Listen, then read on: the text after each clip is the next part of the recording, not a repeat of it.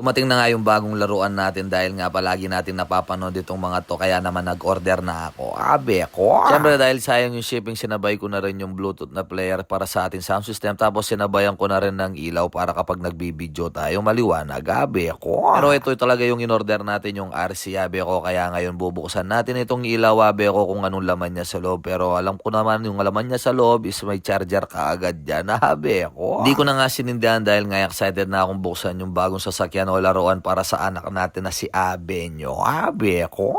Liwanag naman yung ilaw kaso ako lang yung nakikita. Abe ko, kaya naman ngayon bubuksan natin itong bagong Bluetooth player natin. Abe ko, para sa ating Tobii Sounds and Lights. Abe ko. Importante rin ito kung mahilig kayo sa mga music. Abe ko, dahil napakalakas ng signal nito kahit malayo kayo. Abe ko, abot na abot siya. Abe ko, yan nga pala yung laman niya. Abe ko, yung charger at saka yung kanyang jack. Abe ko. Yun naman, bubuksan ko na yung in-order natin. Abe ko, yung laruan na Wild Track. Abe ko, pangarap ko ito noon pa. Abe ko, kaso pag lagi ko doon na lang ako bibili. Abe ko. Kaya inuna ko muna si Abenyo. Abe ko, para may paglaruan siya. Abe ko, dahil nakikita ko, napapanood ko nga sa Facebook, ang dami naglalarong bata na ganito. Abe ko. Wala naman siyang ibang kasama. Abe ko, kung hindi lang yung remote na tsaka yung battery niya. Abe ko, kaya naman susubukan natin kung gaano siya kalakas. Abe ko, pero siyempre yung gulong niya. Abe ko, dahil plastic pa, madulas pa yan. Abe ko. Excited na nga si Abenyo. Abe ko, dahil nga meron kaming bakanting lote dito sa likod. Abe ko, gusto kong gawin trail. Abe ko, kaya naman tingnan nyo naman. Abe ko, pinaglaruan na ni Abenyo. Balam tugak yang lulukdang. Abe ko. Dahil nga hindi pa siya marunong mag-drive. Abe ko, tingnan nyo naman yung pagdadrive niya. Balam lulundag yan tugak. Abe ko. Pero gusto kong bumili ng ganito, yung medyo malaki. Abe ko, baka meron kayong kilalang supplier. Abe ko, paki-PM nyo na lang ako yung makaka-discount na tayo. Abe ko. Para naman kapag naiinip o nai-stress ako. Abe ko, pwede ako sumali sa mga grupo ng mga